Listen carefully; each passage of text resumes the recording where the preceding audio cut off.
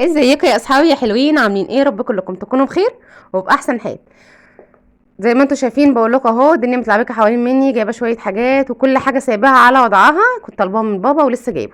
المهم، هنعمل ايه النهارده؟ الاول قبل اي حاجه نصلي مع بعض على الرسول، اللهم صل وسلم وبارك عليك حبيبي يا رسول الله. لو كنت اول مره بتشوفيني بقول لك انا بسمه، دي قناتي، بتمنى تاخدي جوله سريعه فيها كده وباذن الله تعجبك. بس تنسي لايك شير سبسكرايب وكومنت حلو كده يشجعني. ونبدأ بقى بينا على فيديو النهارده. طلبت ايه من بابا؟ طلبت من بابا يجيب لي كيلو بانيه نصين، تمام؟ نص مش لينا ونص يعني هنشوفه هيروح فين. المهم، بصوا انا بوريكم النصين كده وانا متبلهم كل حاجه لوحدها، عشان انا عايزه ابعت النص كامل مش قليل يعني وكده. ده بقى كان بقسماط مطحون وعليه كريسبي ودقيق وكده، كان في التلاجة. فقلت ان انا يعني ايه، اصفيهم بالمصفى عشان هو بيكلكع، فلقيته لا مفيش فايدة فيه، هو ناشف قوي. فقلت خلاص، كانت بصوا انا بجيب نص كيلو، اربع ربع بقسماط مطحون وربع كريسبي من اي علاف على فكرة تلاقوه، وبيوفر معاكي الكميه دي كلها، بتوفر معاكي. بحط عليها كوبايه دقيق زي ما انتوا شفتوا، بحط بقى عليها ايه، ببهرها. يعني انا ما بجيبش فيجيتار جاهز، كميه بتبقى كبيره قوي عندي وبتقعد فتره طويله. حطيت ملح فلفل اسمر، بصوا اتنطر عليا ازاي. حطيت بابريكا، معلقه بابريكا صغيره، وحطيت سبع بهارات. عايزه تحطي ورق لو حبهان وحاجات كده حطي، مش عايزه برضو ايه، اختياري مش حاجه. حطيت نص معلقه من توم البودر، كل ده فيه، تمام كده. وبقلبهم كويس قوي في بعض. طبعا الكريسبي لقيته كبير قوي، يعني الجرنشه بتاعته تخينه، فدقتها كده في الهون، خليتها بسيطه. وهجيب بقى الاكياس بتاعتي اخرطها. انتوا عرفتوا بقى انا بعمل بخرطها ايه بفتحها، وعرفتوا الطريقه بتاعتي. طبعا انا عندي الاطباق، عندك اطباق فيل بتبقى عندي كتيره قوي، او عندي اطباق اللي هي الشفافه دي دايما ما بستغناش عنها. يا اما بتتبقى من الجبنات واغسلها واشيلها، يا اما لو ما عنديش بجيب من اي بتاع خردوات الصراحه، اللي هو بتاع المناديل والكلام ده كده كله، والبامبرز بتاع البيبيهات، تلاقي عندهم الحاجات دي. هي بتبقى كمية كبيرة ومش غالية، وبما ان الحاجة غلت يعني ما جاتش على دي كمان، اكيد هتغلى، بس مش بتغلى الغليان الضخم يعني.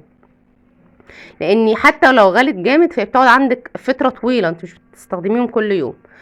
بس كده غلفت النصين بتوعي، كل نص في طبق. وطبعا حطيت اكياس بين كل قطعتين بانيه وكده اهو، عشان لما اجي اطلعهم من الفريزر ما يلزقوش في بعض. تمام.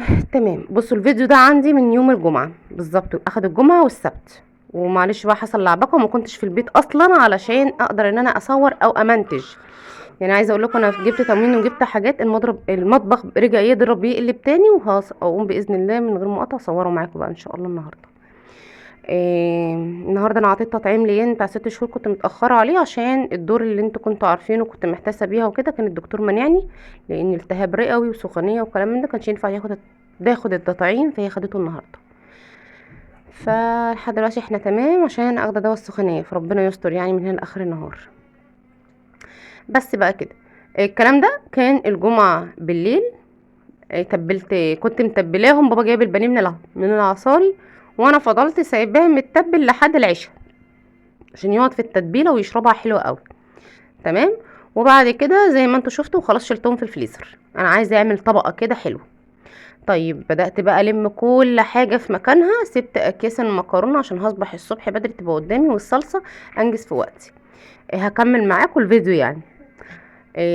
نضفت بقى رخامتي ونضفت كل حاجة. المهم ان احنا عايزين نستغفر واحنا شغالين مع بعضينا. بصوا الانسة داخلالي ازاي مش لابسة شراب، فعمالة تلملم حاجات في الارض ما كنتش لسه كنستها بقى.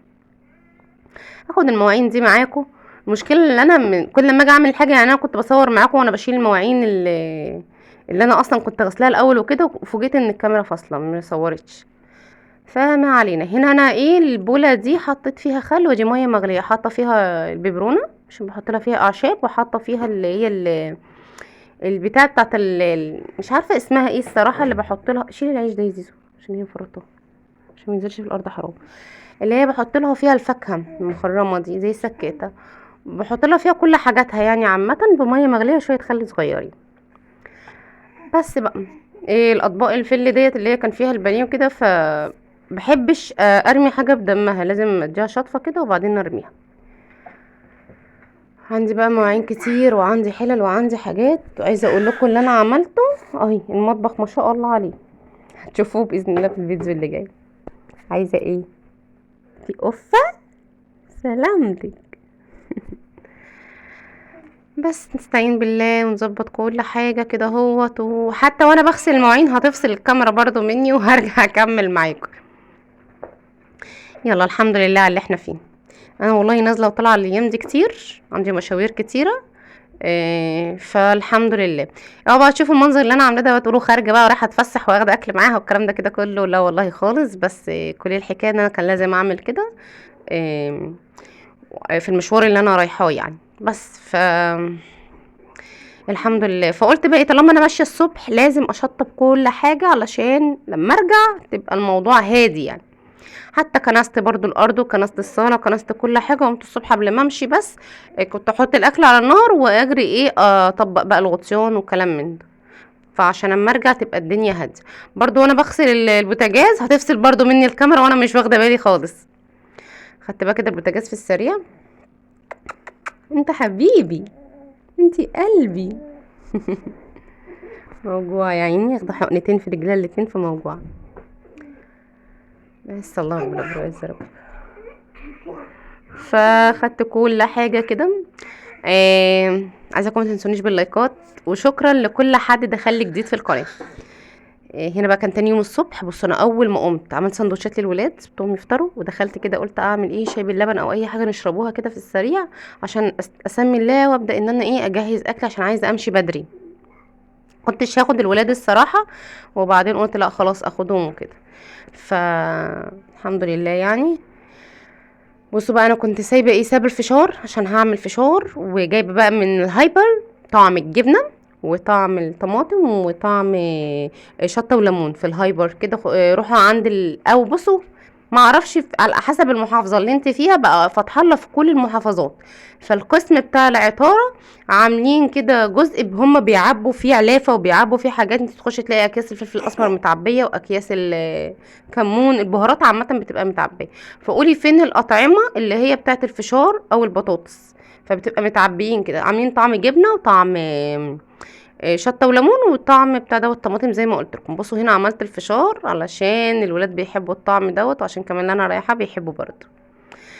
بس كده خلصت الفشار بتاعه. على فكره كنت مصوراه لكم، انا مش عارفه في ايه في التليفون هو بيفصل مع نفسه مش عايز. لازم افضل امسح في فيديوهات علشان احط تاني، امسح في فيديوهات علشان احط تاني. والانسه زي ما انتم شايفين اهي. حطيت بقى المصفى كده اهوت، والمكرونه خلاص صفيتها. انا مش هعمل افتكاسه يعني في الاكل ولا غيره، لا انا هعمل المكرونه بصلصه، وحبيت اعمل المكرونه الاقلام دي عشان تبقى سهله بالشوكه والبانيه بس مش اكتر. بصوا بقى انا لما بلبس البروج ده او الدفايه دي بحس ان انا ست الحاجه في نفسي كده، بس صراحه بتدفي. بصوا هو انا مش من الناس اللي بسقع يعني، انا يعني قليل قوي لو لقيتوني مشتيه. ومن الناس اللي هي بتصيف بدري قوي يعني، بتكون الناس لسه لابسه وانا صيف مع نفسي. طول ما انا قاعده في البيت قاعده في البيت مصيفه، انا مش بتحر مش بسقع. بس احس ان انا سقعت امتى؟ لما يجيني مغص، لما يجيني مغصه كده معينه احس ان انا سقعانه فانم من نفسي والبس حاجه. بس هتحسوا ان انا لابسه شراب كمان. فانا قلت لا ده كده الجو كان قارس اليوم دوت، وكانت بتشتي وهتشتي علينا في المحطه انا والولاد كمان. ويلا الحمد لله. دخلت بقى جبت الاطباق دي من جوه اللي هي كنت جايباها من ساعه اسبوع لوجين الليان، كنت عامله فيها الكسكسي اللي هي شفافه وغطاها منها فيها. فاتى كده يا زيزو عايز ايه؟ ماشي. بس بقى قلت ايه هعبي فيها، بس للاسف لقيتها صغيره جدا يعني. انا كنت هحط فيها بقى ايه البانيه وكنت هحط فيها مكرونه، اكتشفت ان هي صغيره قوي. طلعت العلب المربعه اللي هي بتاعه الجبنه التركي ما برميهاش، انا بغسلها. اللي بجيبها من فتح الله برضو لقيتها صغيره قوي، فحطيت البانيه على طبقين مش طبق واحد منها. وهتشوفوا بقى المكرونه في الاخر يعني هتعدي يعني، هشوف لها علبه وهحطها فيها.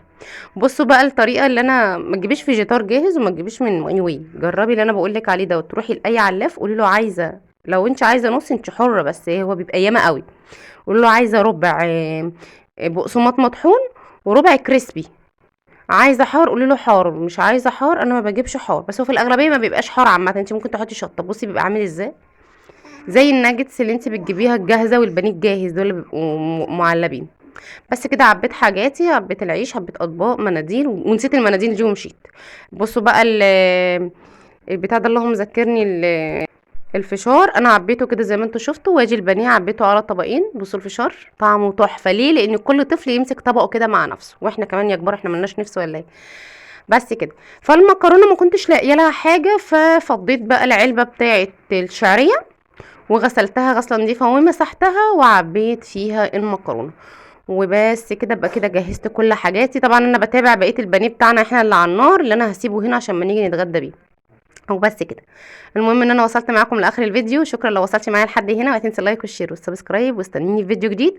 واستودعتكم الله، ولا اله الا الله، سيدنا محمد رسول الله.